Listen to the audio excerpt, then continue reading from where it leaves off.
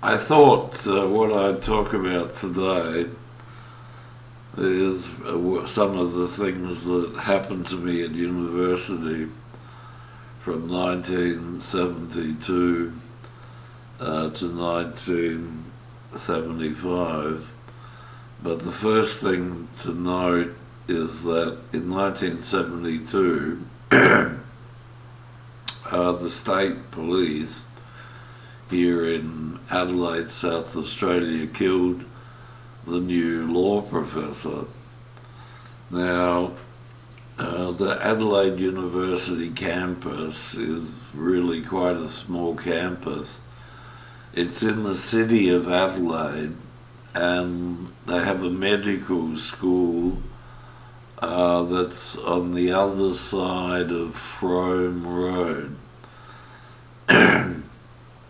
And the other faculties, then they have the Adelaide Institute, and then next door to that they have the medical faculties on Frome Road, then they have the Adelaide Institute, and then they have the rest of the campus on North Terrace, and it takes up maybe one block. It's quite a small campus.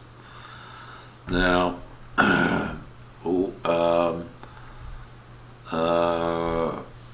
what happened after the law professor was killed was that people put up posters for the legalization of marijuana because it was believed that the law professor may have been trying to get some marijuana, and that's what he was doing 50 yards behind the university when he was thrown into the river and he drowned. His name was Duncan. Now, in second year of university, I had an English professor named Professor Horn. Now, he lived up in the Adelaide Hills in a modest house, and as what seemed to happen with all professors is that they invite you over to their house, and you either get given a talking to or you present a paper. And the thing about Professor Horn was that I noticed that above the front door there was a small metal plaque that had the word Woodstock placed on it.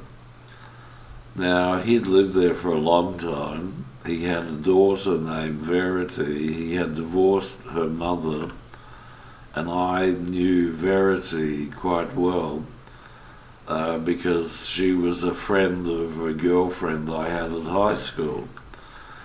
And so when I saw the sign on his house door, I created a theory which said that the Woodstock Rock Festival from 1969 that was filmed, 35mm film, was arranged to take place at the place called Woodstock because that was the name of the professor's house, Professor Horn.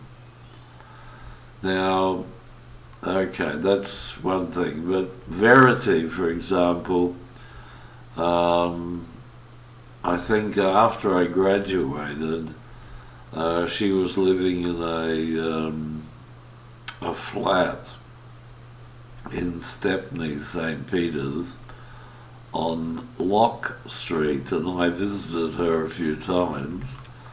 And the BBC, the UK broadcaster, started a campaign to say that they had filmed the Loch Ness Monster, and it was in the newspapers as well.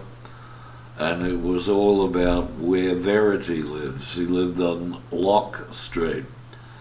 Now, this affected Verity. I mean, the fact her parents had divorced affected her quite deeply, but being attacked as the Loch Ness monster affected her even deeper, and what she did is she attempted suicide by cutting her wrists, and fortunately she wasn't very good at it, and she survived, but she then left town and moved to Sydney, and I visited her in 1975 in Sydney when I was about to go overseas, and she told me a bit about what she'd been doing and so on, and she had met some taxi drivers who were selling marijuana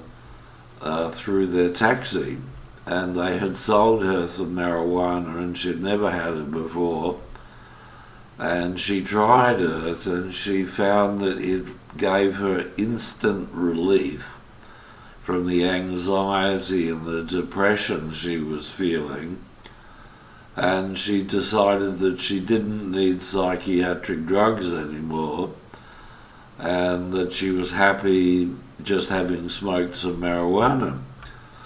And then what happened to me, of course, was I caught a plane overseas. Now, when I caught the plane, there were lots of very funny things going on, and to cut a long story short, when I was in London, I met Bhagwan Soham, Hindu astrologer who had been working with Mahatma Gandhi, in the Quit India movement, which was non-violence. And the thing that most people don't know is that Mahatma Gandhi was a Christian, and he began the Quit India movement when he was in South Africa. He was a Queen's Council solicitor, and he was on a train in South Africa, and he was thrown off the train and told to go to third class because he was a coloured man. And that experience gave him the formulation for how to get the British to quit India through non-violent means.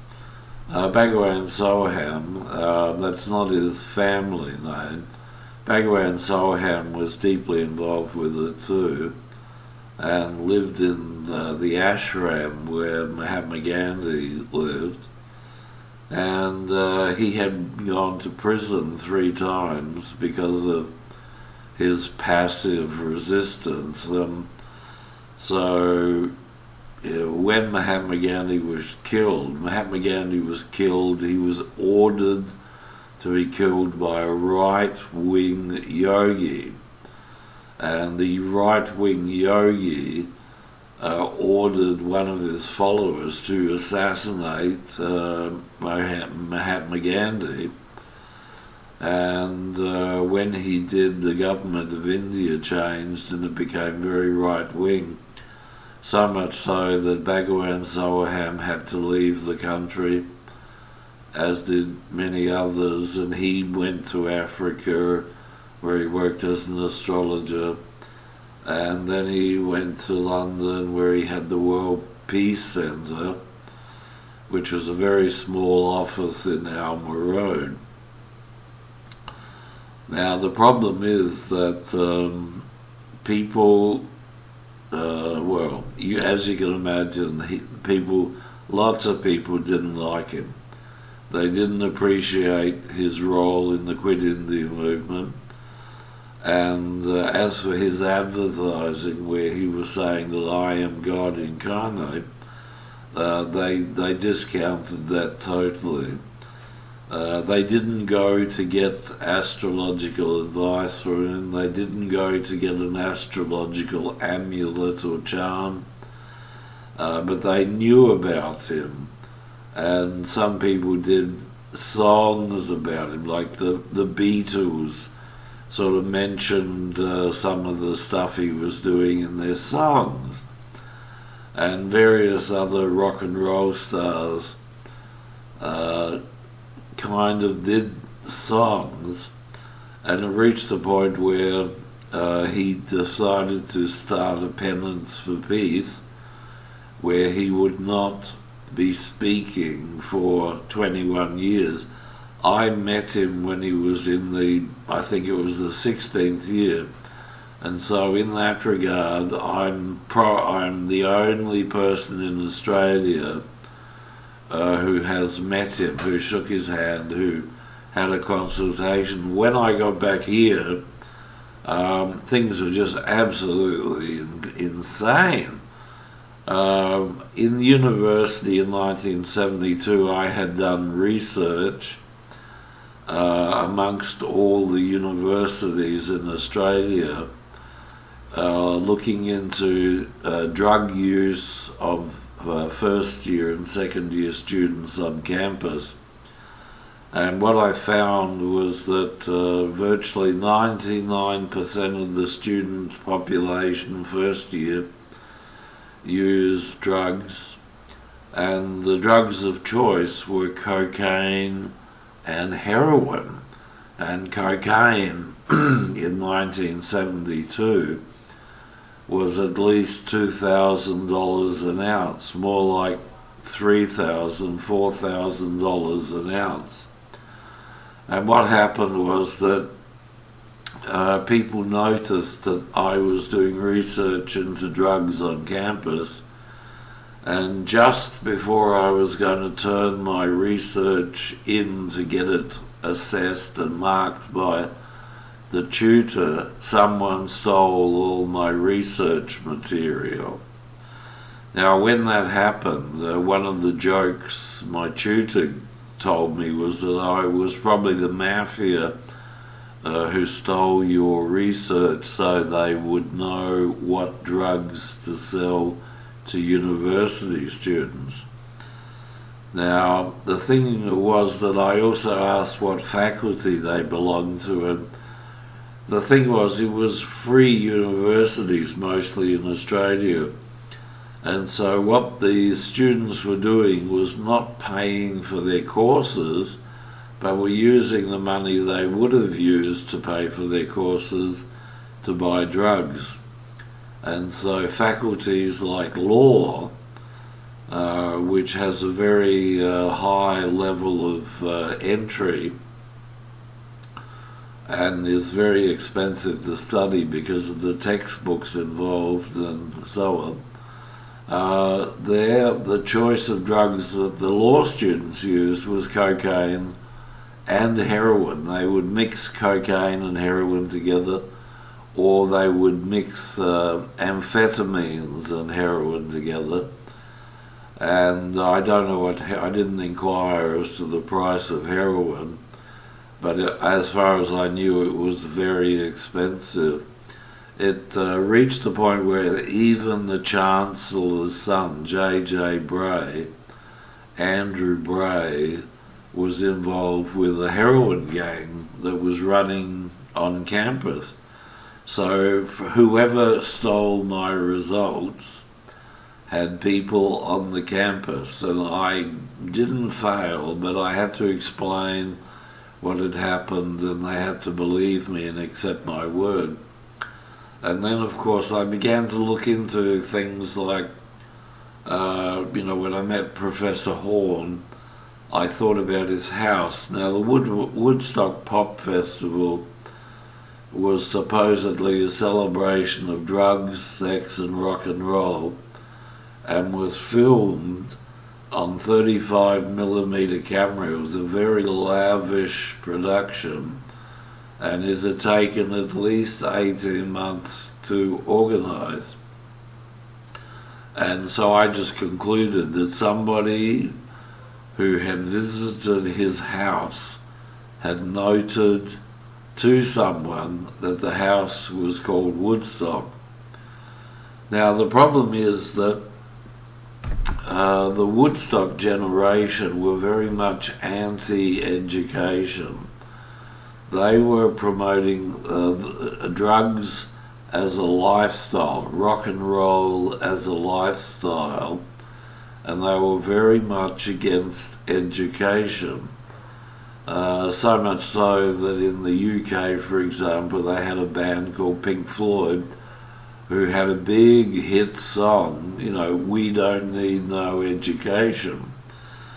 Now, by promoting drugs, they were playing into the hands of United States psychiatrists who had started the idea of screening all kids at primary school for potential mental illness.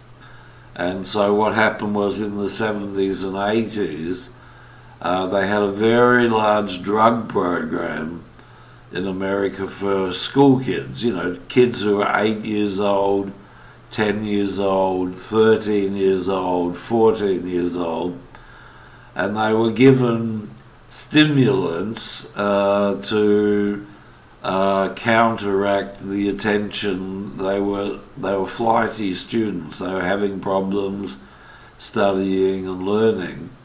And so rather than, take them into a separate classroom and give them one-on-one tuition, the psychiatrists, just simply said, well, we got so many kids, we might as well sacrifice 200,000 of them and give them drugs.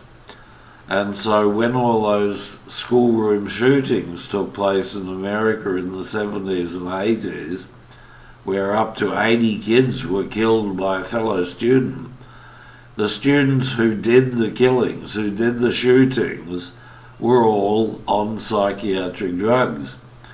Now, one of the problems is the same approach to psychiatry is being introduced into Australia, but the age of the people is much less. They are looking to screen 2-year-old kids for potential psychiatric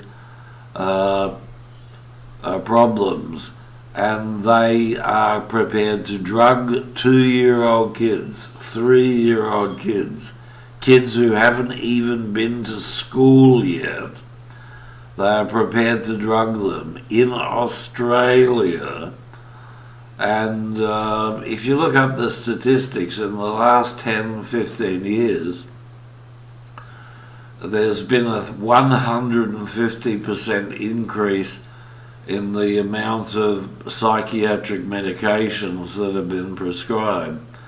I think the figure is there were 36 million prescriptions for psychiatric drugs in 2016, and the population, the adult population, was only 13 or 14 million.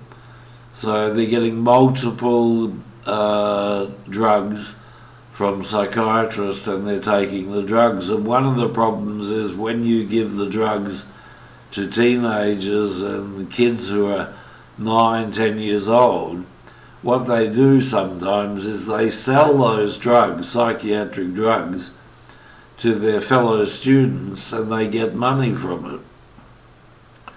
And another research paper showed that virtually all kids who get involved in drugs like heroin or cocaine or even marijuana, they started off by using psychiatric drugs.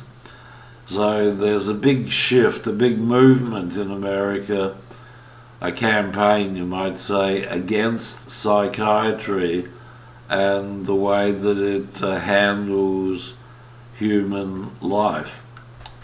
But that's Professor Horn. That's his house. And that's what happened to his daughter, Woodstock.